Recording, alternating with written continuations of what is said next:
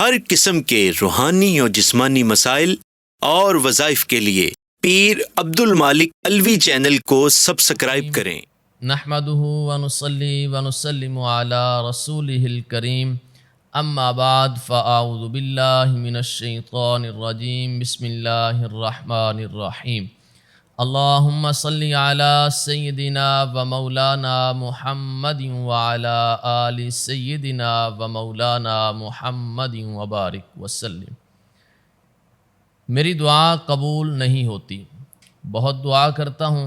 لیکن میری دعا قبول نہیں ہوتی، میں دعائیں کر کر کے تھک گیا ہوں۔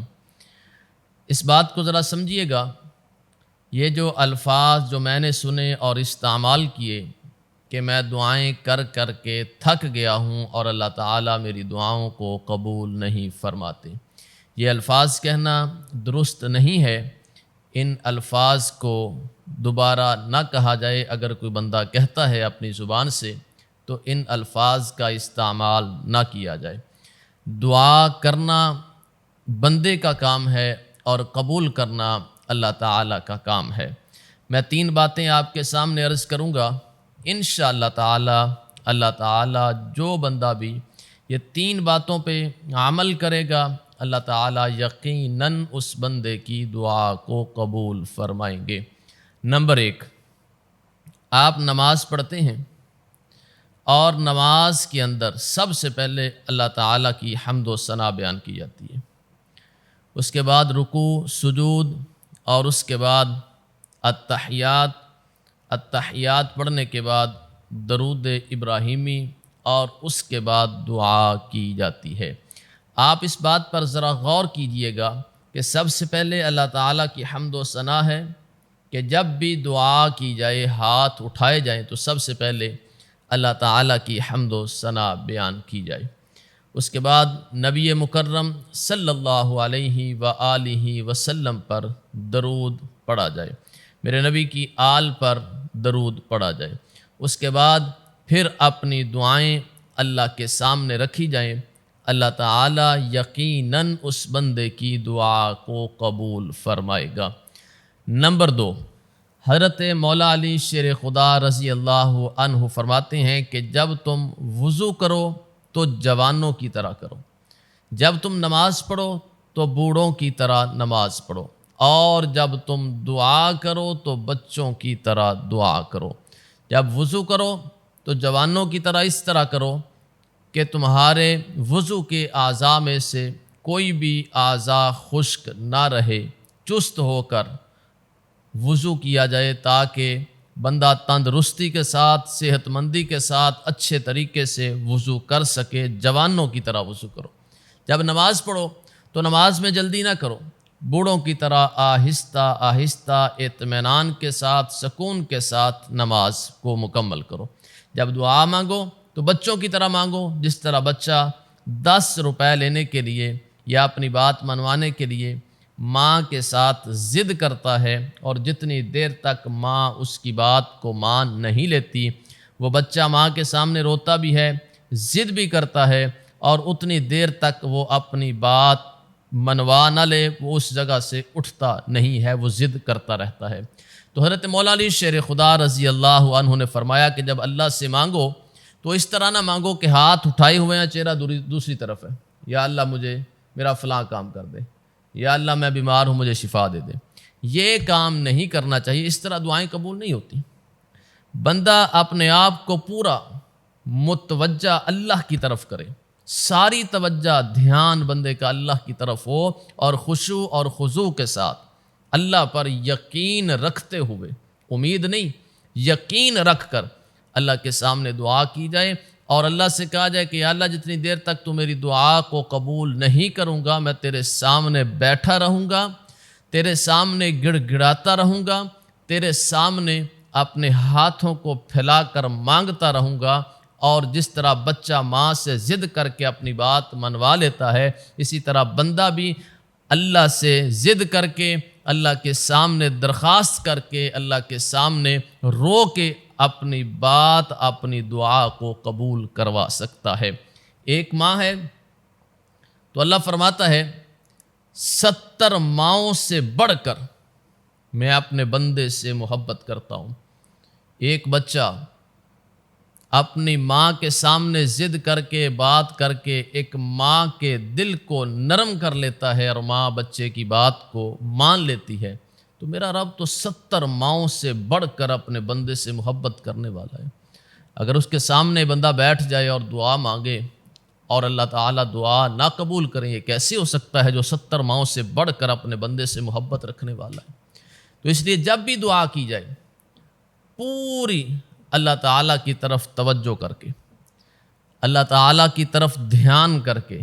اور خشوع اور خضوع کے ساتھ، عاجزی انکساری کے ساتھ اپنے ہاتھوں کو پھیلا کر اللہ کی حمد و ثنا بیان کی جائے، نبی مکرم صلی اللہ علیہ وآلہ وسلم پر درود پڑھ کے پھر اپنی حاجات ضروریات اللہ کے سامنے رکھی جائیں، تو اللہ تعالیٰ یقیناً اس بندے کی دعا کو قبول فرما لے گا۔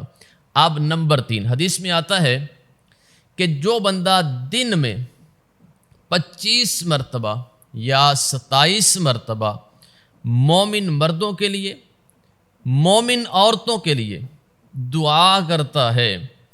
اللہ تعالیٰ اس بندے کی دعا کو قبول فرما لیتے ہیں۔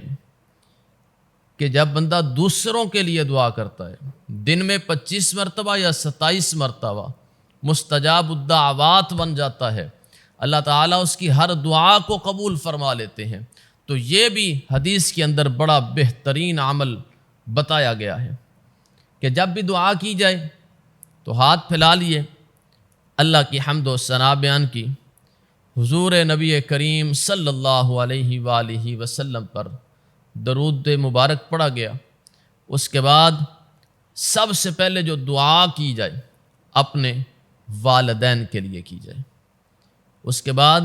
اپنی اولاد کے لیے دعا کی جائے، اس کے بعد اپنے بھائیوں کے لیے دعا کی جائے، اپنی بہنوں کے لیے دعا کی جائے۔ بڑا مشکل کام ہے یہ، بھائیوں کے لیے دعا کرنا، بہنوں کے لیے دعا کرنا۔ ہم تو ہر وقت یہ سوچتے ہیں یہ بھائی بھی میرے نیچے رہے اور بہن بھی نیچے رہے،